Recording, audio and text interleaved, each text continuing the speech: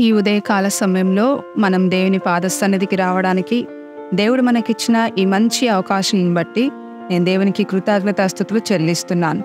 రండి, ఈరోజు వాక్య ధ్యానం కొరకు యెహోషువ గ్రంథము 6వ అధ్యాయము 10వ వచనమును చదువుకుందాం.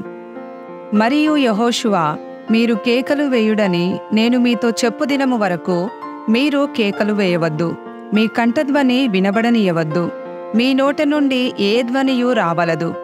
నేను చెప్పునప్పుడే మీరు కేకలు వేయవలనని జనులకు ఆజ్ఞ ఇచ్చెను. ఈరోజు మనము ధ్యానించుకునే అంశం ఏదనగా, అవిశ్వాసంతో కూడిన పదాలను పలికిన నోటి గురించి కాక విశ్వాసంతో పలికిన నోటి గురించి మనం ధ్యానించుకుందాం. ఇక్కడ మనం చదివిన ఈ వచనము వెనుక ఎటువంటి విషయాలు ఉన్నవో అనే విషయము మనందరికీ తెలుసు. యెహోషువ నేతృత్వంలో లేక యెహోషువ నాయకత్వంలో వాగ్దానము చేయబడిన దేశంలోనికి ఇజ్రాయేలు ప్రజలు ప్రవేశిస్తున్నప్పుడు సర్వశక్తిమంతుడైన దేవుని బాహుబలం వారి ఎదుటనే యోర్దాను నదిని 2 భాగాలుగా చేసింది.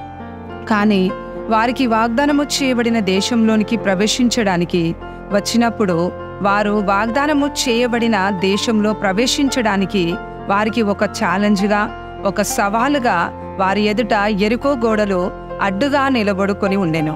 అయితే దేవుడు ఏర్పరచుకున్న నాయకుడైన యెహోషువ మాత్రము దేవుని వాక్యంపై లేక దేవుని మాటపై పూర్తిగా విశ్వాసం ఉంచాడు. అయితే తన యజమానుడైన మోషే దేవుని మాటలను ఎలా విశ్వసించాడో అనే విషయాన్ని అతడు చాలా చక్కగా చూశాడు. అతను ఇజ్రాయేలీలను నడిపిస్తున్నప్పుడు దేవుని అద్భుతమైన కార్యాలను కూడా చూశాడు గనక ఇప్పుడు యెహోషువ ఇశ్రాయేలీలకు నాయకుడిగా ఉండి వారిని నడిపిస్తున్నాడు. అందుకే యెహోషువ వారికి, నేను మీకు చెప్పేంత వరకు కేకలు వేయవద్దని, మరి మీలో ఒకరితో ఒకరు మాట్లాడుకొనకూడదని ఖండితముగా ఆజ్ఞాపించాడు. అయితే 6 దినములు యెరికో చుట్టూ వారు తిరగాలి. ఈ విధముగా వారు ఆ గోడ చుట్టూ తిరుగుచున్న సమయంలో వారికి అవిశ్వాసంతో కూడిన ఆలోచనలు వచ్చి ఉండవచ్చు. ఎందుకంటే తమను తాము ఈ మహాగోడతో పోల్చుకున్నట్లయితే వారికి ఈ గోడను పడగొట్టడం అనేది అసాధ్యమైన పని అయి ఉంటుంది. అయితే ఈ యెహోషువ కాలంలోనే ఆ తరం వారు ఇంతకు ముందు జరిగిన అద్భుత కార్యాలను చూడలేదు. కానీ యెహోషువ మరియు కాలేబు మాత్రమే చూశారనే విషయాన్ని మనం గుర్తుంచుకోవాలి. మనం మానసికంగా ఆలోచిస్తే ఈ గోడ పడిపోవడం అనేది అసాధ్యమైన విషయమే. అయితే దేవుని మాటలను నమ్మిన యెహోషువ ఈ విధముగా ప్రజల హృదయాలు అవిశ్వాసంతో నిండుకొని వారి పూర్వీకుల వలె వాగ్దానము చేయబడిన దేశంలోనే వారు నశించిపోయినట్టుగా వీరు కూడా నశించి పోవాలని కోరుకోవటం లేదు. యెహోషువ ఈ విధముగా ఇశ్రాయేలు ప్రజల గురించి ఆ సమయంలో ఐగుప్తు దేశంలో 10 తెగుళ్లను వారు చూశారని, వారు ఎర్ర సముద్రాన్ని దాటడానికి ముందు మోషేకు మరియు దేవునికి విరోధంగా సనుగుకున్నారని ఆ సమయంలో గుర్తు చేసుకొని ఉంటాడు. వారు ఐగుప్తు దేశంలో 10 తెగుళ్లను చూశారు. కానీ ఆ ఎర్ర సముద్రము వారి ఎదుటికి వచ్చినప్పుడు వారు అదంతయు మరిచిపోయి మోషేతో, ఐగుప్తులో మాకు సమాధులు లేవా?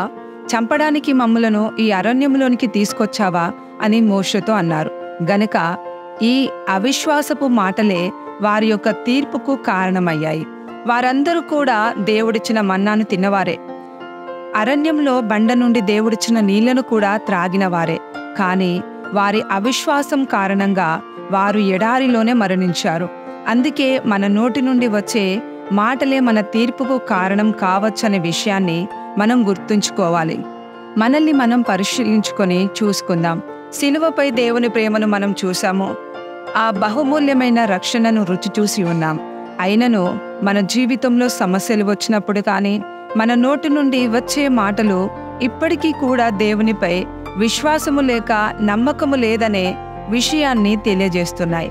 ఇక్కడ మనం 2 విషయాలను అర్థం చేసుకోవాలి.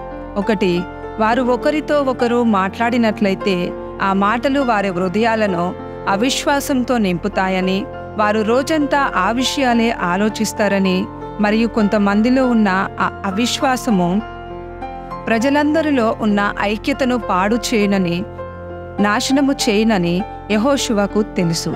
2వ విషయం, ప్రజలు ఒకరితో ఒకరు మాట్లాడుకున్న ఎడల వారు యెహోషువ ఆజ్ఞను వినకయుందురు గనుక వారు ఈ విధముగా మాటలాడుకొని సనుగుకోవటం అనేది యెహోషువ కోరుకోవటం లేదు. గాని ప్రజలు ప్రభువును స్తుతించాలని మరియు విజయధ్వనులు వారి మధ్య నుండి రావాలని అతను కోరుకున్నాడు. ప్రజలతో యెహోషువ ఈ మాటలు చెప్పినప్పుడే దేవుడు ఆ పట్టణమును వారికి ఇచ్చియున్నాడు. వారు విశ్వాసంతో ఆ గోడ కూలిపోకముందే కేకలు వేయాలి.